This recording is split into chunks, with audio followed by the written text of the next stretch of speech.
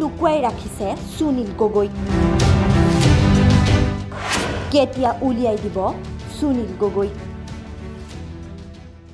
মই ইয়াতো ৰহস্য থাকিব লাগে কাৰণ কিয় মই এতিয়া সন্দেহ হয় তেওঁলোকে লুকুৱাই ৰাখিছে যেন পাওঁ মই মানে তেওঁলোকে যেতিয়া মন যায় তেতিয়া উলিয়াই আনিব সুনীল গগৈ কাণ্ডৰ প্ৰকৃত ৰহস্য কি সঁচাকৈ সুনীল জীয়াই আছেনে সুনীল গগৈ জীয়াই আছে মন্তব্য প্ৰকাশ ডিজিপি জিপি সিঙৰ ৰাজ্য জোকাৰি যোৱা সুনীল গগৈ কাণ্ড যিটো কাণ্ডই ৰাজ্যক কঁপাই তুলিছে এতিয়াও কোনো সন্ধান ওলোৱা নাই সুনীল গগৈ আজি 2 মাহ ধৰি চলি আছে অভিযান নিৰুদ্দেশৰ পাছতেই পোৱা মৃতদেহ দেখি সুনীল গগৈক হত্যা কৰা হৈছিল বুলি খবৰ বিয়পি পৰিছিল তাৰ পাছত ওলাইছিল প্ৰকৃত ৰহস্য সেই মৃতদেহ সুনীল গগৈ নাছিল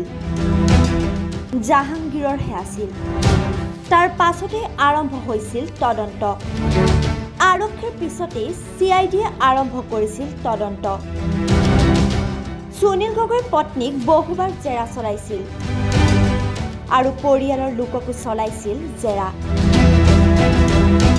এতিয়া নতুন তথ্য পোহৰলৈ আহিছে জীয়াই আছে সুনীল গগৈ বহিৰাজ্যত অৱস্থান কৰি আছে সুনীলে